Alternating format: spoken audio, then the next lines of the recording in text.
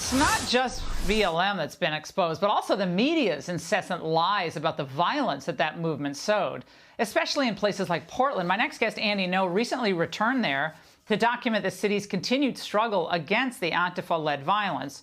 Well, it took just one night for suspected thugs of the Antifa nature to find Andy and send him to the hospital. Joining me now, Andy No, editor-at-large of the Post-Millennial, author of Unmasked. He's joining us from an undisclosed location, which we're not going to reveal for his own safety. Andy, how were they able to find you and attack you so quickly? So, as you viewers probably know, just about 2 years ago, I was beaten badly by them when I was covering a public demonstration in downtown Portland. But that didn't silence me. I continued to do my reporting, come up with different ways. I wised up. This particular time, I was actually undercover fully in their uniform, marching along with them. I think what gave it away, though, is they paid attention to the fact that I wasn't engaging in criminal activities with them, such as throwing projectiles at law enforcement or trying to damage the central police station. So they sent people over to interrogate me, and then they pulled off my mask and my goggles and shouted, "That's him, get him, get him." And I ran for my life throughout downtown Portland in the middle of the street. There was no police.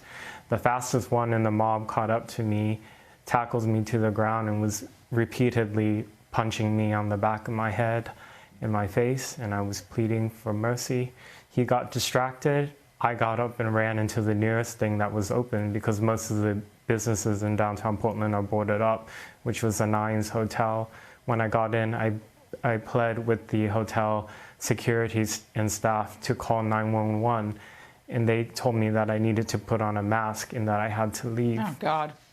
Yeah, I want to show an image of someone you say may have assaulted you. She also reportedly yelled, "We're going to beat the blank out of you, B."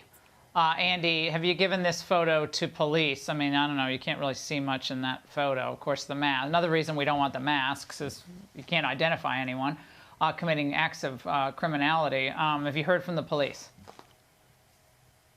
I have not heard back from a detective at all, which, you know, I have more than 24 reports to police of death threats, people showing up at my family's home. That was the reason why I had to flee Portland last year. The reason why I came back was to care for my elderly parents on a certain family matter.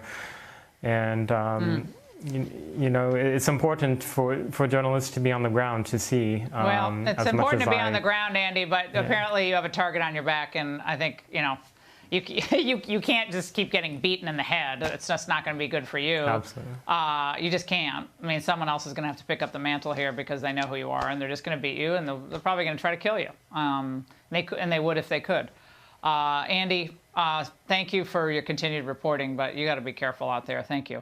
Hey, Sean Hannity here. Hey, click here to subscribe to Fox News YouTube page and catch our hottest interviews and most compelling analysis. You will not get it anywhere else.